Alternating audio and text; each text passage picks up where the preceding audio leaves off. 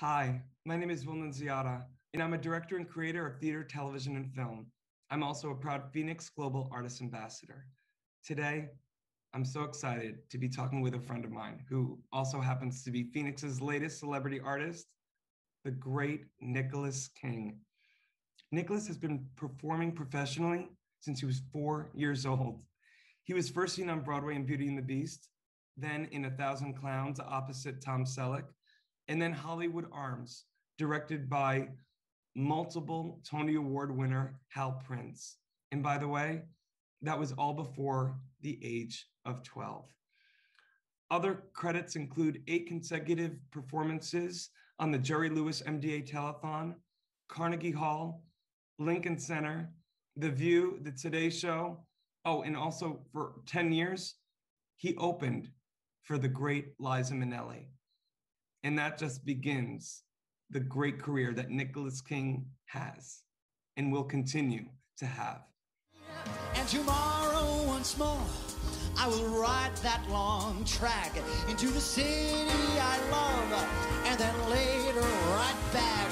And I figure they might as well put up a plaque. Grand Central Station, relax, you're halfway through.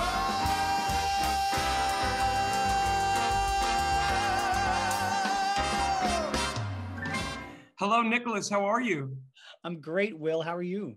Oh, my friend, it is so good to see your face. I'm so glad to see you. I'm missing you in person, but this'll do just fine. I miss seeing you. Well, you have been quite busy during this quarantine, and we will get into that in a moment. But first, we just saw a clip of you performing, and you're one of the best. And I want to first ask you, even though I know the answer to it, but for the audience out there who may not know who you are yet, when did it begin for you? When did you know that music, singing, the arts was going to be your thing? In all truthfulness, I was about 3. And I have, because it's some of my earliest memories would be in my living room, putting on concerts. And in my mind, there'd be about 4,000 people in this little living room. And I'd get up on the ottoman with a hairbrush and, a t-shirt and underwear, and I'd belt stuff out. And so there was never any doubt for me that that's what I was going to do. And I didn't have to wait too long. When I was about 4.5 is when I got signed with my first agent, and I filmed my first TV commercial. So it's been a part of my life since I'm a tot, and to me there was never any doubt from my earliest memories of life. That's what I wanted to do. Well, Nicholas, you're being very humble right now, because shortly thereafter, that 4.5-year-old Nicholas, who signed with his first agent, you soon thereafter made your Broadway debut. I did. I was 8 years old, and the show was Beauty and the Beast on Broadway. Oh, that little juggernaut. I never heard of it. That little flop.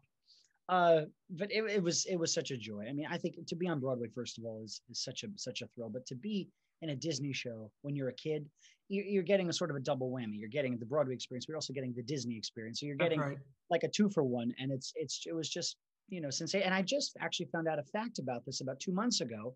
I had dinner with my former company manager, and he informed me that I was Broadway's longest running chip on Broadway.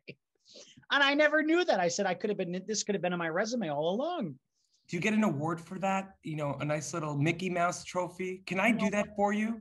I mean, if you want to give me one, I'll take it. I think it just means that I was the shortest for the longest. I think that's just what that means. I was the shortest child in that role for the longest.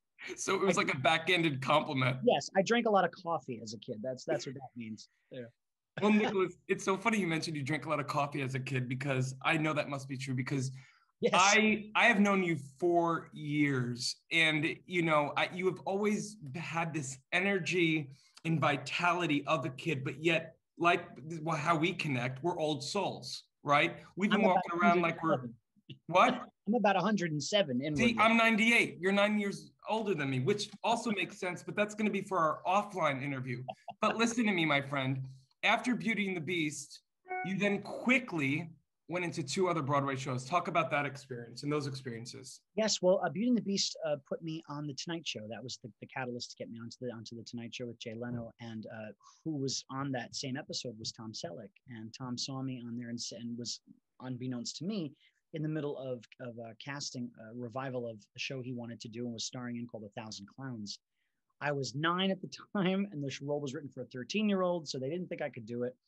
And after 7 auditions, I had 7 callbacks, and finally at the end, they decided that I was right for it. So they rewrote the script for me, and I got to do that show with them. They rewrote the part, they rewrote the show, and I got to do that for about a year, traveling, and touring, and then finally bringing it to Broadway.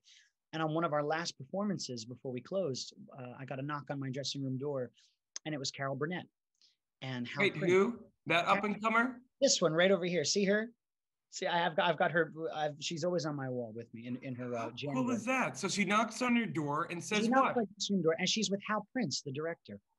And of course, I'm my hero. Oh, the best. And I was about 10, and by that time I'd already read his autobiography. That's what a theater nerd I was. I already read his book, and I already read her book. By the way, most 10-year-olds are reading, Dr. Seuss or Harry Potter. Harry Potter. No, I was reading Hal Prince's autobiography. And they said, look, we know you're going to be out of a job soon. And Carol said, I've written a brand new play about my life. Hal's going to direct it. And, there's a part in there that's supposed to be my girlfriend who lives across the hall. What do you say, Hal? Why don't we rewrite it and we'll make it, the boy. I had a guy friend growing up. We'll make it him, And right then and there, they wrote a part for me at my dressing room door. And about 4 months later, we were in rehearsals. Nicholas, you mentioned these stories, and you have such an old school, not only way about how you tell the story, but the stories that actually happened to you. And of course it is, because I know of the music and the films that you surrounded yourself with as a kid, because we both, being born in the wrong era, we were not watching those 90s films or song. We were living in our 30s, the 40s, the 50s. And of course, thereafter, Hollywood Arms, directed by the most awarded Tony Award winning director, producer of all time, Hal Prince, Carol Burnett, comedy legend. You then tour on and off, but for the greater part of 10 years as another up-and-comers opening act. Oh, I don't know. EGOT, Emmy, Grammy, Oscar, Tony Award winner, and your dear friend, Liza Minnelli. How did that happen? And please, do not tell me, please, and I actually don't know this, did she knock on your door? No, she did not knock on my door. But I first, actually, you know what? This is the first time I met Liza. You'll see on my wall, I have a picture over here. I'm about 4.5. I'm sitting on her lap. She saw me at a concert. Oh my goodness. Out of the audience, and she sat me in her lap and she sang to me. And we had never met. She didn't know me from a hole in the wall. And after a series of many events afterwards, she wound up becoming my grandmother's student. My grandmother, Angela Bakari, fabulous singer and vocal coach. And my grandmother helped bring her back to vocal health after she had a stroke and encephalitis and all that.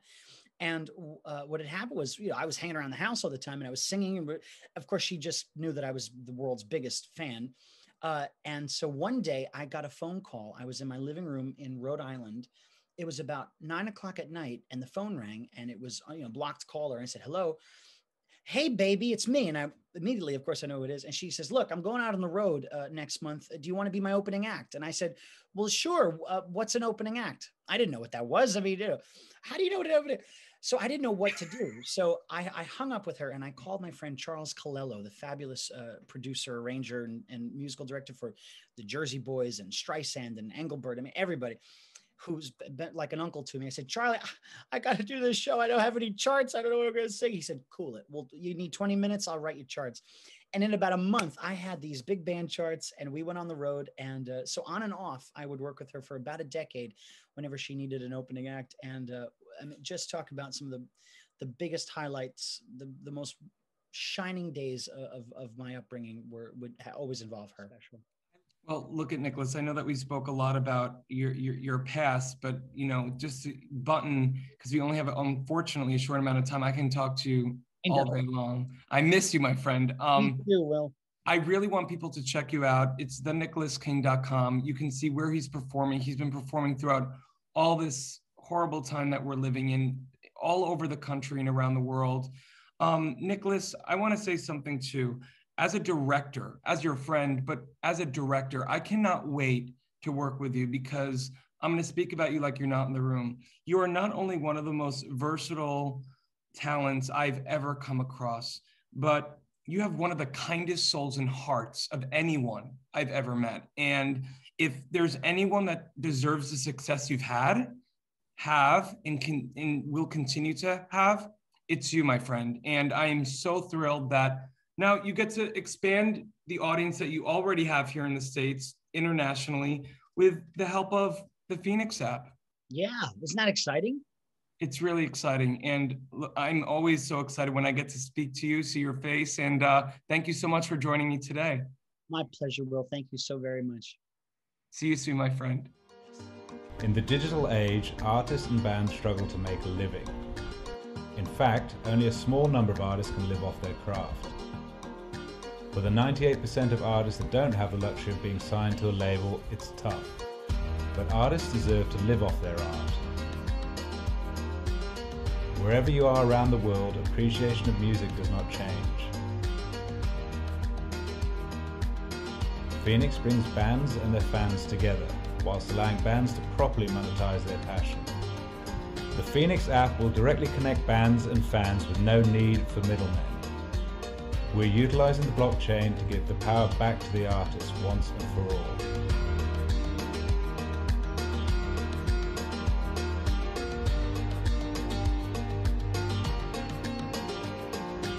Join FENIX, join the change.